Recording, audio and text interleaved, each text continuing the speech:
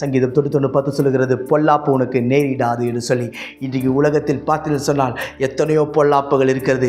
பிசாசினால் வருகிற பொல்லாப்பு இருக்கிறது, மனுஷரினால் வருகிற பொல்லாப்பு இருக்கிறது, வியாதியினால் வருகிற பொல்லாப்பு இருக்கிறது. பல பொல்லாப்புகள் இந்த உலகத்தில் இருக்கிறது. எதற்காக தெரியுமா? நம்மை வாழ வைக்கும்படிக்கு அல்ல, நம்மை நாசப்படுத்துவதற்கும் நம்மை நிர்மூலமாக்குவதற்கும் அது போராடி கொண்டிருக்கிறது. ஆனால் கர்த்தர் சொல்லுகிறார், பொல்லாப்பு உனக்கு ஒரு நாளும் நேரிடவே நேரிடாது.